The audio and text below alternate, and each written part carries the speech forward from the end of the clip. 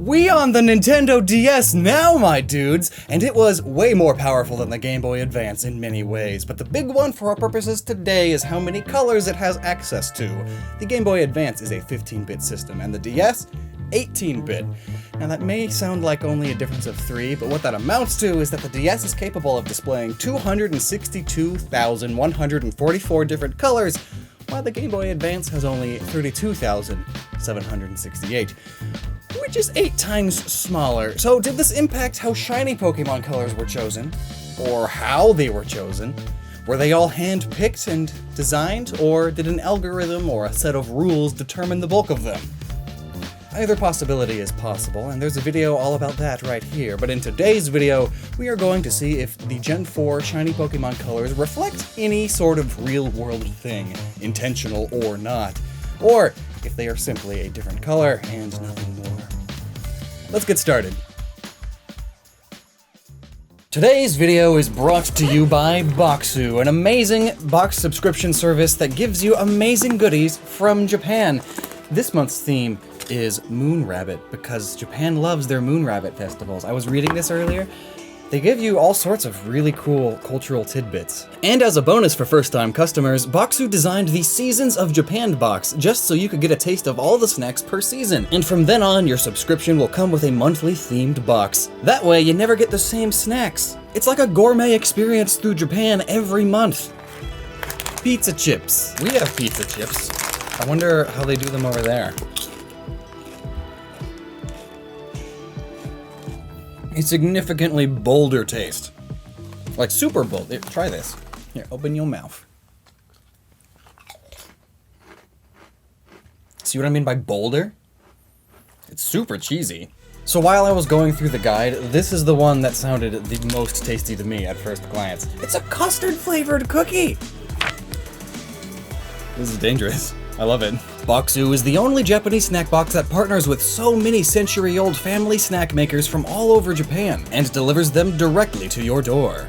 And of course, you can get yours with the link below, and be sure to use the coupon code Lockstin10 for 10% off your order. It's like a cloud. The Torterra line follows suit with most of the old grass types, turning more yellow for their autumn colors, though Turtwig specifically gets a bit bluish, which giant tortoises can appear as sometimes, but it could also be a reference to the Kappa, a turtle yokai with bald head and plant and stuff. That's what they do. The Infernape line turns a very reddish pink, and the main inspiration of it is Sun Wukong of Chinese folklore, and the most common depiction of the character features him with yellow-orange fur with a red and golden set of armor, and a deep red cape. At the same time though, Pokemon with exposed flames tend to turn pink and purple, just like this. So it all works out perfectly. You could say it all comes together. The Empoleon line follows the colors as if underwater idea that most water types apply to their shiny, adding a bit of a greenish hue shift. But it also makes it appear colder, more icy, fitting of a penguin, even though it's not ice type. Staraptor's line also follows the basic rule of normal flying types, shifting yellowish and light brown. Staraptor's red emo bangs even swap to blue, like most red details do. Bidoof and Bibarel get lighter and yellowy, too, along with their darker browns turning pinkish.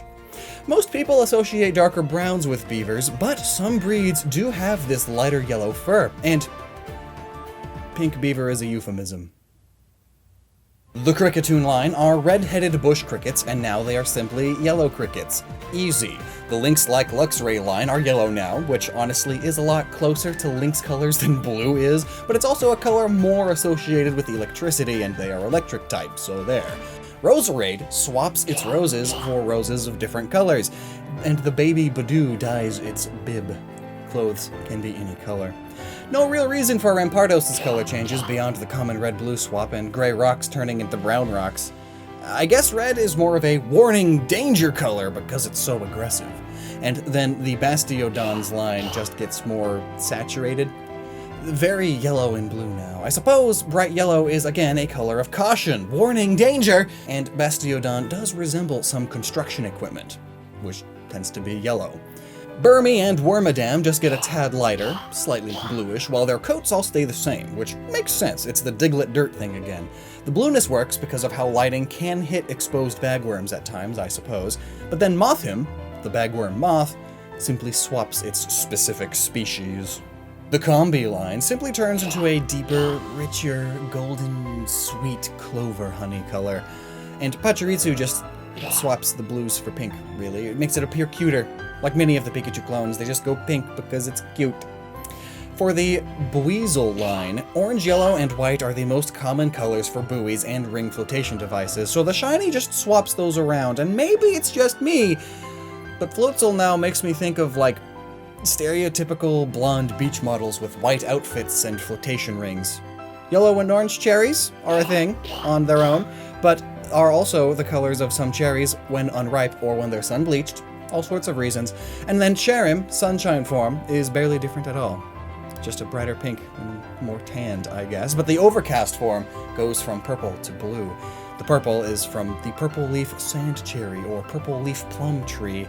But blue leaves aren't really a thing. So the easiest answer is that it's living a sad, sad overcast day. It's feeling very blue. All the forms of the Gastrodon line are easy. There are so many varieties of gastropods, sea snails, sea slugs. They all come in all sorts of crazy color combos, so easy. And then Ambipom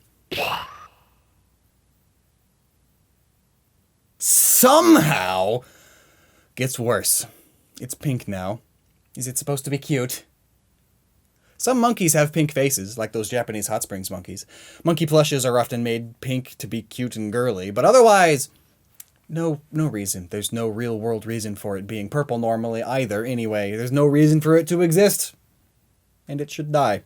Driftloon and company are yellow and cyan now. Both balloons and hot air balloons are able to be any color, but notably, weather balloons, if not white, tend to be yellowy. Lopunny's line is pink because girls. I mean, it's a rabbit in a Playboy bunny outfit. It's still popular in Japan to this day. And then Miss Magius is mustard. Miss Magius mustard. Ew. The yokai it's based on, the Nasu Baba, is said to have distinct purple skin. That's sort of its whole point. So the only way I can see that still applying in some way is that this yellow is the exact opposite color on the color wheel to its purple. Honchkrow is now a hot pink mop boss. Best I got is that there is a real-world organized jewel thief network named the Pink Panthers, named after the crime comedy series of the same name, and these Pokemon are all about stealing shiny things, jewels especially. Glameow and Purugly are also pink now, though a much more faded pink. Could be to make them more cute and ladylike, as they resemble older, beauty-obsessed women, but with tails that are also cat toys, and cat toys do come in pink, because they're man-made. Chingling is a bell and cloth, which again, can be any color. But skinks cannot be skunks. But skunks cannot be hot pink. I'm sorry. However, brown skunks are a thing, and they can appear reddish or orangey. Also, there are skunk red chilies, super spicy peppers. Did you know that Skuntank can learn Flamethrower? Now that's a spicy button. Bronzor and Bronzong are green now. Notably, when bronze rusts, it turns into this bluish-green color, so normal Bronzong is leaning more on the blue side, while its shiny is leaning more on the green side.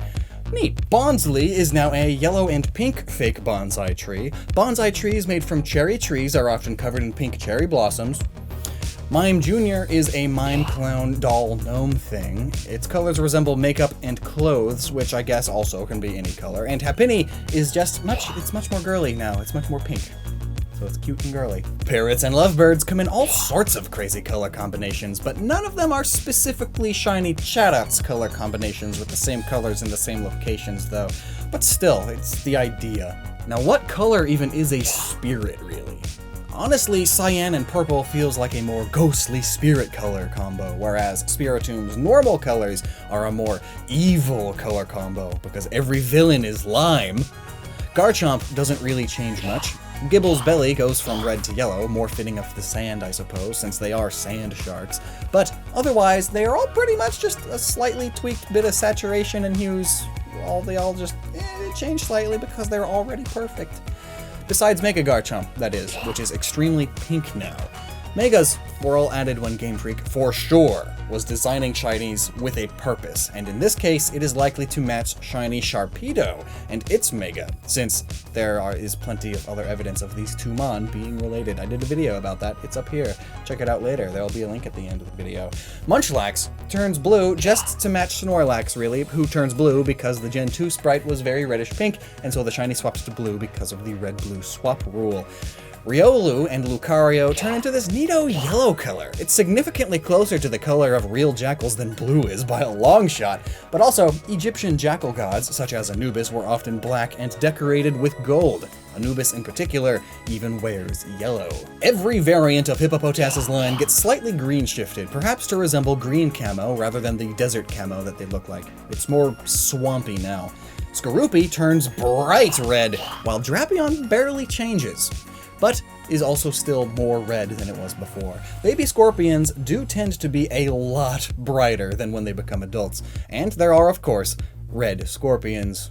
Surprisingly, Toxicroak doesn't change much. Poison dart frogs come in just so many beautiful, unique color combinations, and yet they went with this similar-looking thing? Perhaps it's based on this Harlequin poison dart frog? Still, though.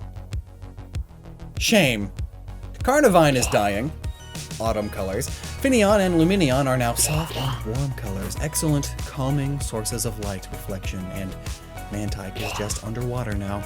Snover and Abomasnow get icy, frost-bitten tips, and Weavile is disgusting. Who approved this atrocious color combo? Hot pink and bright yellow? It's likely just to match Sneasel's shiny, which was hot pink originally, because it's also disgusting. Magnezone, like its Prevos, just switches into different metals, and Licky Licky is also just following its previous evolution. There are yellow salamanders on top of that anyway. Rhyperior swaps its orange safety construction vest for a yellow one. Tangrowth is actually green vines now, which is much more accurate to what most vines are. And Electivire just darkens a little bit, though its red bits turn blue. Red and blue being the two primary colors for small power lines inside of electronics. And also the red-blue swap rule. Magmortar is pink, like its Prevos, Shinies, and most Mon with the exposed flames all over themselves, they tend to turn pink and purple. It's almost like that's a rule too. And Togekiss just gets a sepia or yellow-greenish filter, leaning more towards yellow this time, which follows suit with most normal flying types up until this point still. Because remember, this is before Fairy type existed. Yanmega swaps its military green for blue, and there are of course plenty of blue dragonflies. Leafeon's main body gets autumn colors, and Glaceon just gets lighter, more like snow now. And ew! Mamoswine is a gross and moist, moldy looking thing now. Kind of like the frozen mammoths we find. Porygon Z, like its Prevos, now looks more cobalty and futuristic, chrome and MacBook aesthetic, all the rage in the early to mid-2000s. Gallade is blue now, with a silvery gray helmet. That bit makes sense, but as like with the rest of the line, there's no real reason for its main colors, so there's no real-world reason for its shiny colors either. Probopass just matches its Prevo, yellow, because some of the Eastern Island heads are yellowish, and Dusknoir just gets sort of lighter, a less saturated body. Perhaps it's less Grim Reaper now and more just bedsheet ghost now. Just like with Shiny Frostlass, it's just getting lighter and less saturated, though its orange Obi turns pink, likely because it's an all-female species, and we all know pink means girl. All the Rotoms turn into this reddish pink, and the tan color is kind of weird for electricity. That's the only strange part though, really, but Rotom is weird, and electricity isn't commonly depicted as tan, so I'm really gonna chalk this up to there's no real reason. Uxie, Mesprit, and Azelf all have their heads just darken, but their bodies turn golden. Notably, golden alchemy is beside godliness, and these are divine Pokemon, beside Arceus. Gold is also symbolic of courage, love, magic, and wisdom, all perfectly fitting of this trio. Dialga, the Pokemon of time, turns into this mystical alien green color, likely to match the colors of the Time Gear in the Pokemon Mystery Dungeon Explorers games. Or was the Time Gear colored that because Shiny Dialga? Well, either way, adding the greenish hue makes Dialga appear a bit more mysterious, as time is a mysterious concept. Palkia, though, just gets pinker, like pink pearls. And Heatran gets hotter and thus brighter, and Regigigas is a big continent-moving golem whose yellow turns blue when shiny. Now, while the bulk of Regigigas' inspirations pull from Western mythology, there is a yokai who plays a similar role in Japanese mythology, manipulating continents and all. And I'm probably going to mispronounce this, the Daidarabochi. Something like that. And when given a color, it tends to be depicted as blue. So there. Giratina does the red-blue swap with its bits, and then its dark silvery body turns gold, and its golden crest turns into platinum, perfectly fitting for the box legendary of Pokemon Platinum then. It's just alchemically upgraded all around. Plus, that blue is a much more spirity, ghostly color, which is possibly why Cresselia swaps her pink rings for this blue too, being the spirit of good dreams and all. And the darker purple is more fitting of a night sky now too, which is possibly also why Darkrai turns purple too, a more saturated night sky to match its rival. Fion and Manaphy, though, get their underwater filters and that's it. Shaymin's weird though, turning cyanish. Cyan isn't really a color for plants. So the best I got is that in the language of flowers, which is basically defining what different flowers symbolize and thus lays out ways to convey messages through bouquet, hydrangeas mean gratitude, which is the whole thing with Shaymin's name origin, and it's the plot of its movie, and it's even known as the Gratitude Pokemon in the Pokedex. And plus, hydrangeas do come in this color and are shaped just like its back. So maybe it's that now. And lastly, Arceus, the creator Pokemon. It's gold now, because gold is beside godliness. Many statues of many gods of many religions have been made out of gold to honor the god, and Arceus' symbol around its body is already gold anyway, so it's basically even more special now. It's golden. So did you learn anything? I hope so. Even if it's just one more useless fun fact to tell somebody someday, maybe, that makes you look just a little bit cooler in their eyes. It's still something. Thanks so much for watching, and until next time, never stop using your noggin.